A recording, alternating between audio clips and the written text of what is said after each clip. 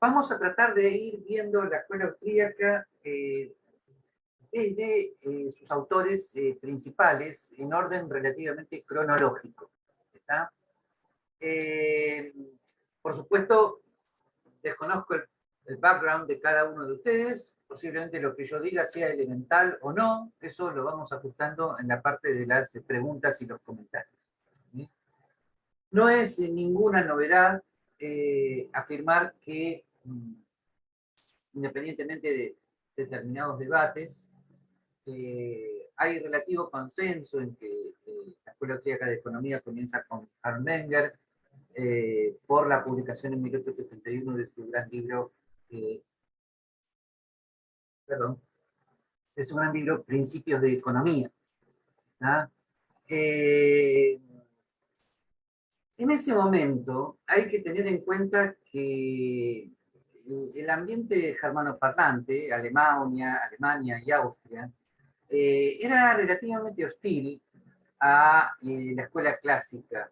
Era un choque de mentalidades. Los alemanes eran más humanistas, más historiadores, y la escuela clásica parecía como una cosa demasiado especializada, ¿no? Tal vez un poquito más parecida a lo que hoy llamamos economics. Cosa injusta, ¿no? Sobre todo por la gran vastedad filosófica de los autores escoceses, como Adam Smith y David Hume. Pero, eh, ya para entonces, autores como John Stuart Mill y David Ricardo estaban colocando una impronta un poquito más universalizada, más este, especializada y universal en la ciencia económica, ¿no? Eh, entonces, de alguna manera, Karl Menger eh, era el lector de la escuela clásica de economía, eh, sin contradecir, eh, sin contradecir de ninguna manera el espíritu humanista del ambiente germanoparlante, del cual él formaba parte, intenta introducir dentro de ello eh, nociones más universales de ciencia económica. O sea, el objetivo principal de Karl Menger era tratar de convencer a los profesores alemanes de que podía haber una ciencia económica universal válida para todo lugar y tiempo. Y entonces introduce ciertas cuestiones eh, del análisis de la acción racional, diríamos hoy, que pueden llegar a elaborar una ciencia económica universal, más allá de las circunstancias de lugar y tiempo. Es entonces cuando, guiándose por criterios aristotélicos, introduce una noción de acción humana que tiende a un fin, que busca fines y establece medios para lograr esos fines. Establece, por lo tanto, ya en 1871 la teoría subjetiva del valor, o sea, el valor de los precios en el mercado está determinado únicamente por la demanda subjetiva de ese bien, y esto es una teoría general para todos los bienes. Eh, por lo tanto, por supuesto, esto se fue perfeccionando con el tiempo, ¿no? Ya establece, por supuesto, ahí está la teoría de la utilidad marginal decreciente, aunque si bien Karl Menger no la llama así en ese momento. Algo muy importante que mantuvo siempre toda la escuela austríaca posterior es que el valor subjetivo, la demanda subjetiva de los bienes de consumo, establece el precio de los bienes de consumo, y el precio de los bienes de consumo está imputando valor a los precios de los factores de producción, o sea que los factores de producción tienen valor en el mercado en la medida en que sean demandados para producir los bienes de consumo. Esta es la teoría de la imputación, ¿no? Que por supuesto tiene profundas consecuencias. La primera es que la estructura de la producción depende de la demanda subjetiva y por lo tanto, eh, por más que los gobiernos intenten lo contrario, la demanda subjetiva es la que señala las prioridades en el mercado. Y también un gran aporte de Menger en su momento es el origen del dinero. O sea, Karl Menger ya aplica la teoría de la demanda subjetiva y la utilidad marginal decreciente, aunque no la llame así, al dinero. Es una mercancía más que emerge espontáneamente en el mercado por una necesidad de pasar del trueque a un cambio indirecto, ¿no? Estos son los aportes fundamentales de Menger en su momento. Menger luego se dedica a temas de metodología de la economía, como lo dice su gran libro de 1883, ¿no? Sobre los problemas fundamentales del método en las ciencias sociales y en la economía en particular. Eh, Menger, por supuesto, de este tema metodológico podemos hablar después en la parte de las preguntas, todo lo que ustedes quieran. Menger tiene dos grandes lectores y discípulos, que son von Wieser y von Baber, ¿no? En von Baber tenemos, de alguna manera, la segunda gran figura, ¿no?, de la Escuela Austríaca de Economía. Von Baber y von Wieser son un poquito menos historiadores, menos humanistas que Carl Menger, ya se dedican a temas de economía un poquito más parecidos a lo que hoy llamamos economics, ¿no? En ellos aparece la teoría de la utilidad marginal decreciente, y el tema de la determinación de los precios. Y en von Baber tenemos una impronta que perdurará para siempre en la Escuela Austríaca de Economía, más allá, ¿no?,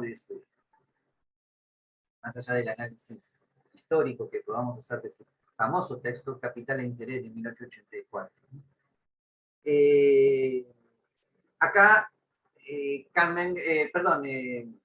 von Baber sistematiza, agrega de alguna manera la famosa perspectiva del tiempo. O sea, von Baber establece el origen de la tasa de interés del mercado en una preferencia temporal por los bienes en el presente, y por lo tanto la tasa de interés es el valor que tienen que tener los bienes en el futuro para convencer a una persona de que ahorre. El ahorro es justamente la abstención de consumo en función del valor futuro de la tasa de interés.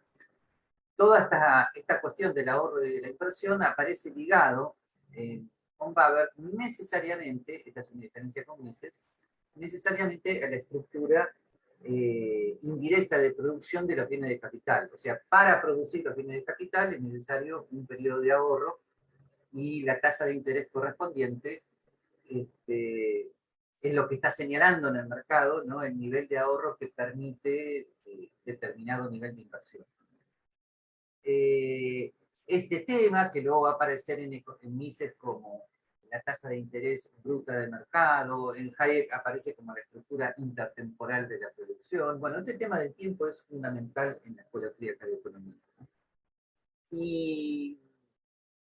Y otro gran aporte de von Baber en este momento, muy desconocido para los que estudian solamente a Marx y no a la Escuela Austríaca, es que en este trabajo se establece la refutación a la teoría de la explotación marxista, que establece que el valor de los bienes en el mercado depende solamente del trabajo, del valor del trabajo, y por lo tanto todo salario es trabajo hecho y no remunerado, según Marx.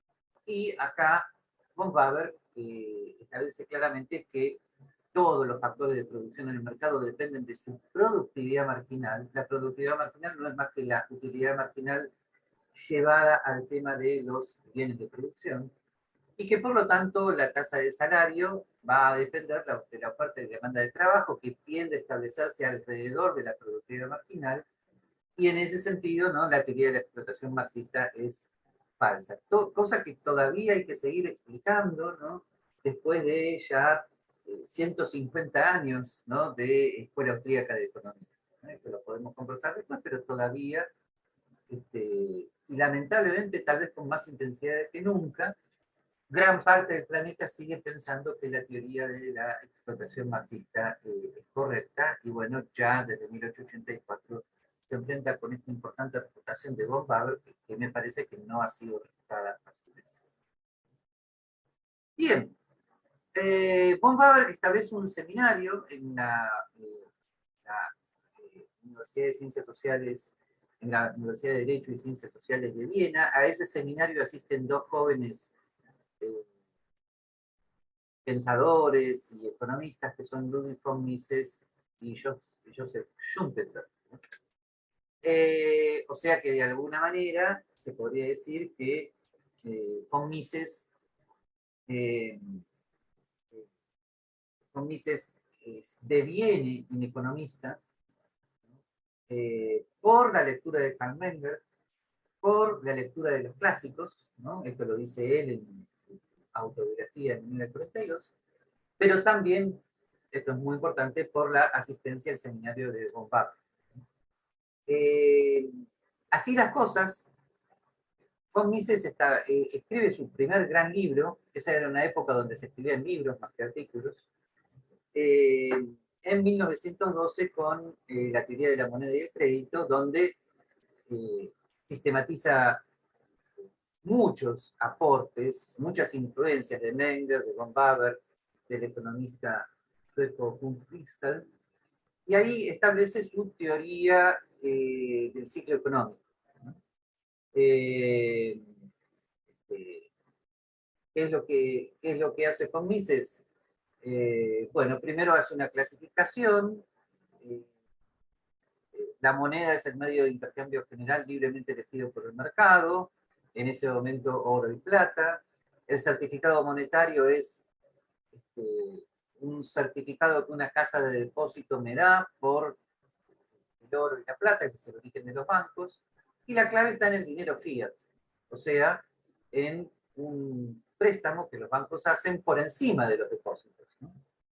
Bueno, la teoría fundamental de von Mises es que cuando los gobiernos deciden unilateralmente, a través de los bancos centrales, aumentar la oferta de dinero a través de dinero fiat, o sea, emisión de certificados monetarios sin respaldo por parte del gobierno, entonces la tasa de interés tiende a bajar artificialmente, eso produce una expansión artificial en las inversiones, lo cual deriva finalmente en una crisis posterior. Esa es la teoría del ciclo, que de alguna manera adelanta lo que va a pasar en Alemania en 1923, lo que pasa en Estados Unidos en 1929, lo que sigue sucediendo actualmente. Esta teoría del ciclo de von Mises es importantísima. Todavía se sigue estudiando y actualizando por parte de los economistas austríacos. Por supuesto, el valor de la moneda en el mercado es el valor subjetivo. Von Mises no tenía, vamos a establecer, quisiera decirles un pequeño detalle. Von Mises no tenía problema en que hubiera bancos centrales estatales, siempre que mantuvieran el patrón oro. La crítica de von Mises era con respecto a que estos bancos centrales estatales aumentaran el dinero fiat, lo que hoy llamamos moneda sin respaldo, ¿no? O sea, en von Mises hay una firme defensa del patrón oro como disciplina monetaria. Por supuesto, hay que seguir con su otro gran aporte, que es el libro del socialismo en 1922, donde se demuestra que en una economía socialista sin propiedad privada del medio de producción no puede haber cálculo económico porque no hay precios. Al no haber precios libres, no puede haber manera en la cual se evalúe la adecuación de los precios de los bienes de producción a los precios de los bienes de consumo. Esto es importantísimo porque es la clave para la crítica de los economistas austríacos a todo intento de planificación.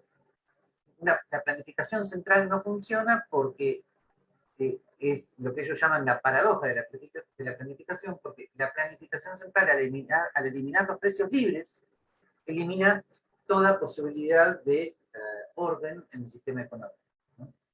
Esto tiene una importancia fundamental para Hayek, por supuesto, y señala algo que sigue siendo válido hoy. O sea, ninguna planificación central funciona, ni en economía, ni en salud, ni en educación, ni en seguridad social.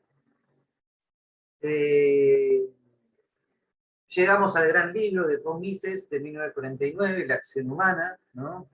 Un libro que comenzó a escribir von Mises en 1934, cuando tiene que exiliarse en Ginebra. Lo escribe, el primer libro que escribe, el primer tratado de economía, lo escribe entre 1934 y 1939 en Ginebra.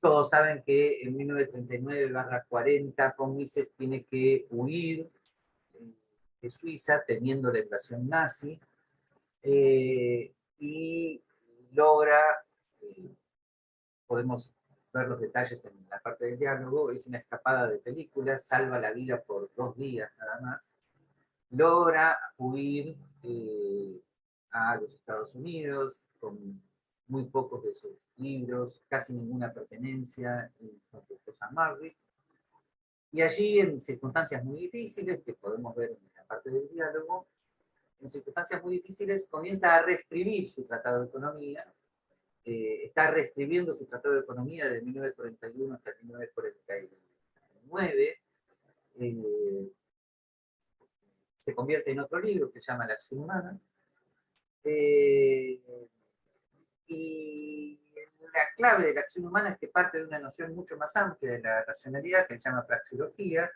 la acción humana como el intento deliberado de pasar de un estado menos satisfactorio a otro más satisfactorio, asignando libremente fines subjetivos con medios subjetivos. De esta acción humana así concebida se desprende la teoría del valor, la teoría de la utilidad marginal, la teoría de la preferencia temporal, la teoría de la productividad marginal, etcétera, etcétera. Todo eso se aplica a lo que los economistas clásicos habitualmente llaman mercado o cataláctica, o sea, el intercambio de bienes de consumo con precios monetarios. Estas premisas fundamentales de teoría subjetiva del valor, utilidad marginal, productividad marginal, preferencia temporal, se aplican a los mercados de cada uno de los factores de producción, bienes de capital, factor laboral, recursos naturales, y con eso tenemos el eje central de la acción humana, como sistemático, como libre, a lo cual se agrega ya un primer atisbo de lo que es la empresarialidad en la Escuela Austríaca de Economía, sobre todo en el capítulo dedicado a el mercado como proceso. ¿Ya? Son los capítulos 15 y 16. Este libro, por supuesto, tiene una importancia fundamental, aún hoy se considera clave en el desarrollo teórico de la escuela austríaca. La economía se divide, según von Mises, por lo tanto, en una construcción imaginaria de economía pura de mercado, o sea, presuponiendo no intervención, que no hay que confundir con el modelo de competencia perfecta. El extremo opuesto es el socialismo, como cooperación social en ausencia de mercado, y el intervencionismo es un sistema intermedio, que es precisamente el sistema que lamentablemente ha regido en Occidente desde 1945 en adelante. Así que este libro sirve muy bien para interpretar los fenómenos económicos concretos según justamente estas 3 clasificaciones: economía de mercado, socialismo e intervención. Bien, segundos, tengo que pasar a la segunda parte de esta charla. El segundo, que me olvidé de compartir pantalla.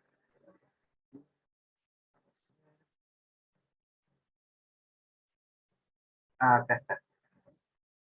Llegamos entonces a Hayek. Se está viendo, ¿no? Esta segunda parte, ¿no? Bien. Sí. En Hayek, que es globalmente 20 años más joven que Mises, hay varios aspectos importantísimos. La teoría del ciclo de von Mises es reeditada, tal vez esa no es la expresión, es reformulada por Hayek, por el debate que tiene con Cambridge, con Keynes en Inglaterra a partir de 1931, cuando da sus conferencias sobre el ciclo económico, que luego derivan en su libro Precios y Producción, ¿no? La respuesta de Hayek a lo que Keynes proponía era justamente que el gobierno no siguiera emitiendo moneda y había que pasar por el proceso de recesión para luego reordenar la economía libre al ahorro realmente disponible, ¿no? Pero claro, esa no fue una respuesta políticamente agradable para los políticos de entonces, quien vieron en Keynes una respuesta a una una respuesta más política a la crisis del año 29, ¿no? O sea, era muy antipático seguir políticamente las propuestas de Hayek sobre terminar con la emisión monetaria, liberar el mercado laboral, etc. El otro aporte fundamental de Hayek, ¿no? Es el desarrollo de la teoría del mercado como proceso, en el sentido que Hayek en el libro, en 3 artículos, Economics and Knowledge, The Use of Knowledge in Society y The Meaning of Competition, establece las condiciones que tiene que tener un mercado para que se produzca una tendencia a la coordinación de conocimiento disperso. Esto es clave en Hayek. O sea, la economía se entiende como la ciencia que estudia las condiciones de coordinación de un conocimiento que de por sí es disperso. Los precios ahí cumplen con la función de ser síntesis de conocimiento disperso. La propiedad implica libertad de entrada al mercado y el factor aprendizaje es justamente la capacidad de compensar los errores que tiene la empresarialidad en el mercado, que en un mercado libre implican que solamente puedan permanecer en el mercado aquellos que leen los precios de acuerdo a las necesidades señaladas por el consumidor. Esto es fundamental, plantea definitivamente la característica de la escuela austríaca como un mercado, como proceso de descubrimiento, y no como un modelo de competencia perfecta. Y es importantísimo para el tema del debate sobre el cálculo económico. O sea, esto agrega razones por las cuales el cálculo económico es imposible en el socialismo. Algunos lo han criticado a Hayek, diciendo que él decía que el cálculo económico en el socialismo era posible en teoría, pero imposible en la práctica. En realidad ahí hay una confusión terminológica. Cuando Hayek decía que era imposible en teoría, se refería a la teoría de la competencia. Cuando Hayek decía que el socialismo era posible en teoría, se refería a la teoría de la competencia perfecta. El socialismo es imposible en el mercado entendido como teoría del mercado como proceso. Hay que hacer esa aclaración para ser justo con lo que Hayek quería decir. Bien.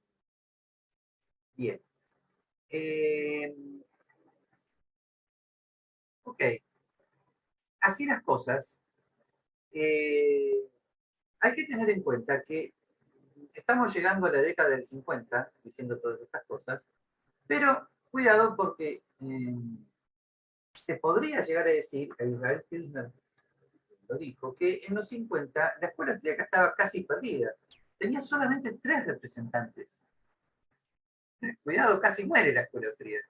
Estaba von Mises ahí perdido en Nueva York, el mundo académico no le prestaba ninguna atención. Estaba Hayek perdido en la Universidad de Chicago, donde pasa 12 tristes años, del 50 al 62, enseñando filosofía política. Chicago no lo recibe en el Departamento de Economía. Y estaba Ludwig Lachmann, contemporáneo de Hayek, que mantenía la teoría del ciclo de von Mises, enseñando en la Universidad de Johannesburgo, en Sudáfrica, y les aseguro que nada más que ellos 3.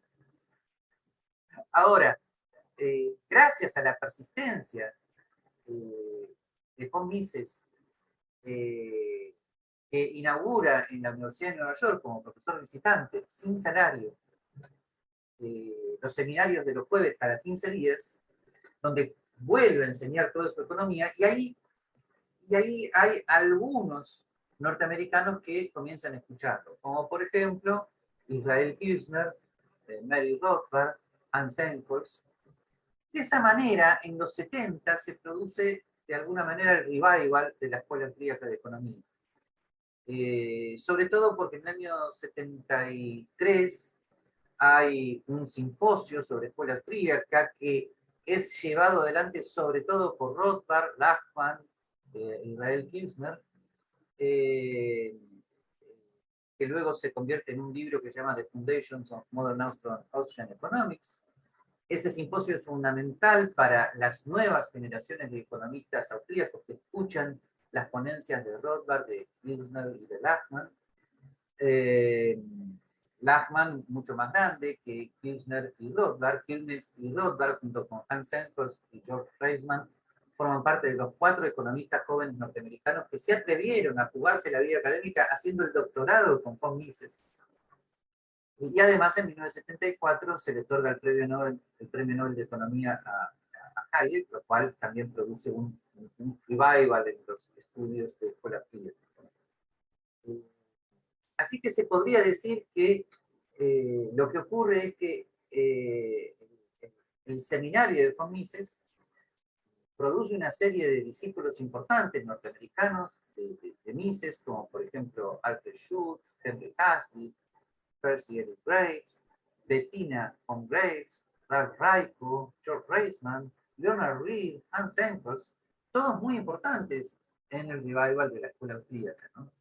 Y Rothbard y Kirchner serían, como ya dije, 2 casos muy especiales porque Rothbard, ¿no?, hace su doctorado con von Mises, Israel Kirchner hace su doctorado con von Mises.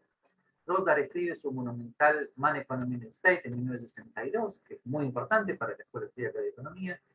Kirchner agrega la sistematización de la escuela austríaca como teoría del mercado como proceso, destacando el factor empresarial como factor coordinante en la escuela austríaca de economía. Eso lo hace en el libro de 1973, sobre competencia y función empresarial. Quiere decir que de alguna manera ya en el 70, de los 70 en adelante, la escuela austríaca está como reconfigurada por estos aportes. Y como dije antes, 1974 es un año clave, ¿no? Perdón, es un año clave por el otorgamiento del Nobel, ¿no? Y por el simposio, a Hayek, perdón, y por el simposio The Foundation of Modern Ocean Economics, ahí en el PowerPoint les puse la tapa de ese libro tan importante en su momento. Es muy importante destacar los aportes de Israel Kirchner, que todavía vive, aunque esté retirado, ¿no? Pero en los años 70 y 80 Kirchner es importantísimo, no solamente porque sistematiza la teoría del mercado como proceso, sino porque Kirchner tiene una visión unificada de la escuela austríaca. O sea, para él, Mises y Hayek, él no niega las diferencias entre ambos autores, pero con Mises y Hayek son el fundamento de decir que el mercado es un proceso y no un modelo de competencia perfecta. ¿Por qué? Porque precisamente Mises y Hayek, al responder a la teoría, a las pretensiones de hacer cálculo económico en el socialismo, tienen que diferenciarse del modelo de competencia perfecta, y esa diferenciación produce lo que es la versión moderna y contemporánea de la Escuela Austríaca de Economía.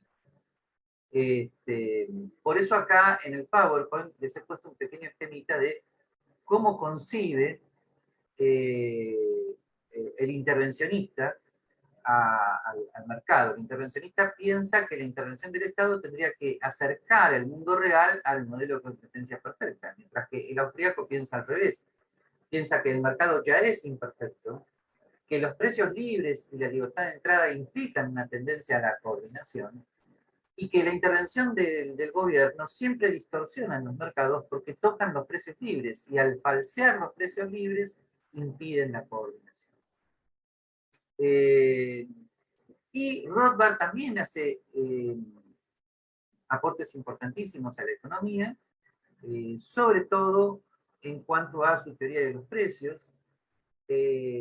las críticas a las teorías de la concentración monopolística, la explicación de cómo todo precio es un precio competitivo en el mercado, ¿no? O sea, y la sola elaboración del libro Man Economy and State es importantísimo para sistematizar toda la ciencia económica de acuerdo a la perspectiva fría.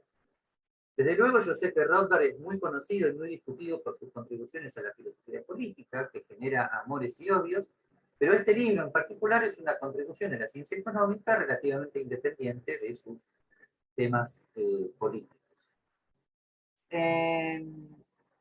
paso a compartir pantalla de vuelta para compartir el último PowerPoint que les quería mostrar, ¿no? ¿En qué está la escuela austríaca hoy? Bueno, se podría decir que a partir de los 90, la escuela austríaca, sobre todo con los discípulos jóvenes de Israel Kirchner, la escuela austríaca tiene un diálogo importante con otras escuelas de economía. Por ejemplo, con la escuela del Public Choice, Hayek trabaja junto con James Buchanan para establecer una nueva economía constitucional, ¿no? Donde el eje central del mercado es la vuelta a una serie de condiciones institucionales que posibilitan el mercado libre, ¿no? Esto es importantísimo para distinguir entre el mercado libre y el crony capitalism, en el cual se ha convertido Occidente a partir sobre todo del 45, si quieren poner una fecha.